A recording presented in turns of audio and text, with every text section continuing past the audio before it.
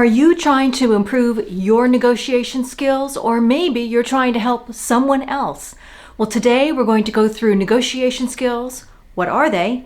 How does it work? And how can you create a plan for success?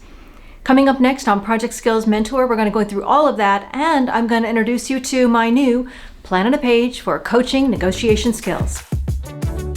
Well, hi, I'm Liz, the Project Skills Mentor, and today we're talking negotiation. Why? Because we negotiate every single day, each one of us. It might be big things, asking your boss for a raise or a new job. Or it could be small things, like negotiating where you're going to go next on your holiday with your family. So we're going to walk through the process of both mentoring someone else and mentoring yourself using this coaching guide for negotiation skills. This is based on reading and research, and all of that's listed in my blog below, as is access to this free downloadable tool. So what is negotiation? It's the ability to come to agreement with another party. That's according to one online definition. But another could be that you get what you want, as my favorite online instructor says. And when you look taller, you look more confident. And when you're more confident, you command the room and you get what you want. And I hear that every day when I do that workout, and it's very motivating. But it also can be understanding the art of 90%. The fact is, you have wants and needs, you have requirements from your organization or from yourself, and you must understand what the other party's looking for. Because the ultimate 90% situation is both people get what they want and give just a little bit. That allows you to be in a negotiation with respect and honesty, straightforwardness, and clarity about what's really important. The first thing you're going to want to do is understand the context and the process of what you're going to negotiate. Is it for that raise with the boss, or is it a contract with an outside supplier? Knowing this and knowing who you're negotiating with, if there's already contracts in place, if there are legal regulations at hand, all of that will help you understand these basics. So let's start by looking at my pre-filled out plan on a page. In the negotiation summary, I'm going to share my goal. In addition to that, clarifying my needs versus my wants, and also working through a couple of scenarios. Maybe you need more scenarios, but I've given two here. And in these scenarios, I've talked about what are the options that I'm willing to entertain, or what might that other party bring out. The next section is having a coaching plan. This isn't doing the negotiation, this is preparing yourself for negotiation. Think of it like working out. And again, back to my favorite Blog Pilates instructor, she says, Strong body, strong mind. I would go further and say strong body, strong mind, strong emotions, strong ability to negotiate. And that thread is really important, right? So let's get into the coaching or self-coaching on this part of the process. And let's look at this plan. It says soft skills needed. Now, if you haven't seen my video on soft skills, I'll put the link right here. But there's a great downloadable for that too, where you can work through the soft skills that are your go-to and work on those soft skills you might need for negotiation. Awareness will already start to raise your ability to manage those EQ, interpersonal skills, which are so vital to the negotiation process. Go to that video after this one if you want to know more, and you can go to that blog link if you want to download that plan on a page. So the next step on this plan is role playing. And role playing is important no matter what the situation. Whether you're talking to a mentor, whether you're speaking to a colleague, a close friend, or a family member. This process can really help you say the words out loud. Get muscle memory for how you're going to address certain kinds of objections to your points.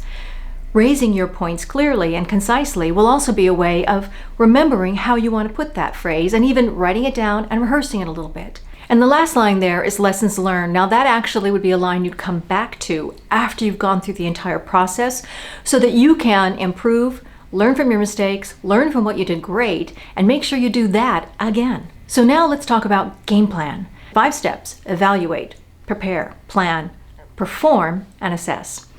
When you do these 5 steps, you're going to take them one at a time and give yourself the time to prepare. And this can be a very short thing, something that happens all in one day, or it can take several weeks. It sort of depends on your situation.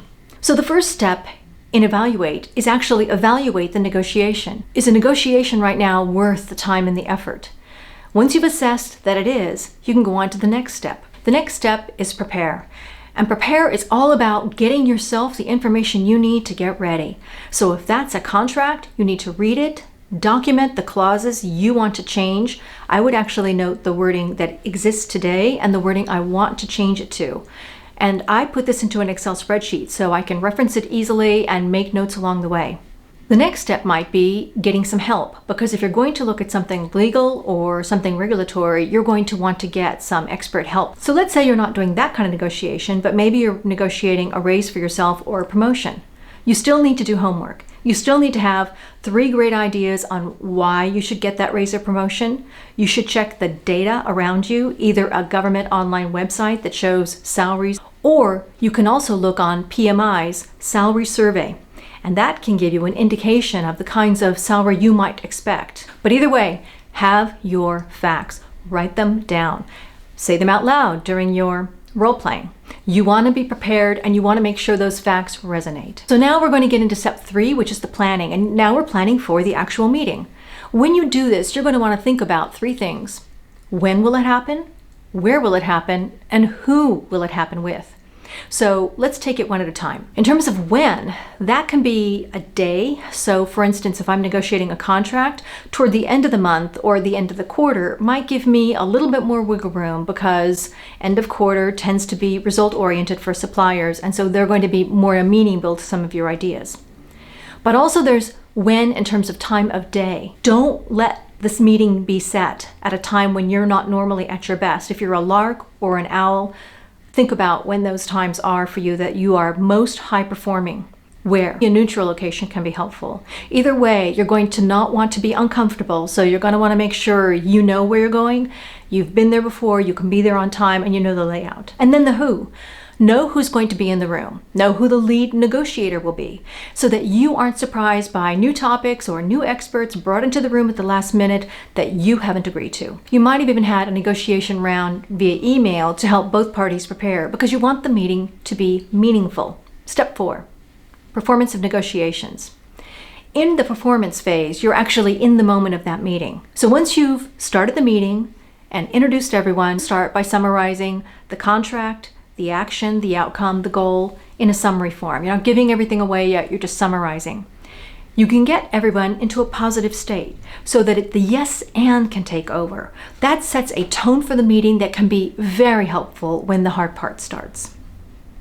You might also go through all of your key points that maybe you've already communicated and you agree on, wording or content that you don't disagree on, you just need to get clarified. So you make all those easy clarifications next. So it's starting with the high points, all positive, getting agreement on the easy points, and then moving into the more difficult topics. When you're moving into the more difficult topics, be sure to listen to their side, have your facts ready, which you can state clearly and concisely and without emotion. Create a forum of discussion.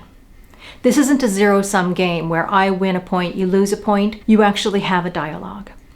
And if you can't come to agreement during that dialogue, one of the things I recommend is asking the other side. Ask them what would they do if they were you.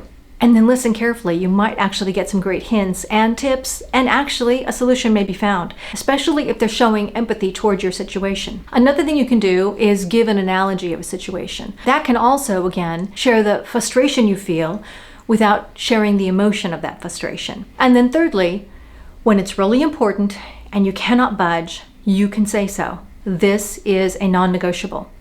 But be careful, because if you do that and later you give way, then you're lost for the future.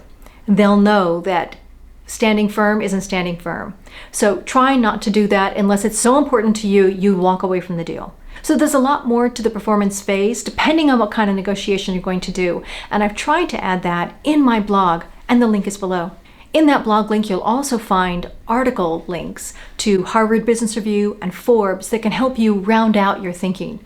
Also, I've got my top 10 performance tips for negotiation. The 5th and final phase is assess. Negotiation performance is only one part. You need to go back and assess closure, outcomes, results. And part of that result is you. What did you learn? How would you change negotiation for the next round? How can you improve as a person and a negotiator? These are all important things, and I would go back up to my coaching plan and write that down, including changing the coaching plan on a page form so that you can negotiate better for your next situation. I hope you found this information helpful. If you did, please pass it on, give it a like, and consider subscribing to the channel. I have lots more content on project management, user experience, and mentoring. And I hope to see you next time on ProjectSkillsMentor.com. Bye-bye, everybody.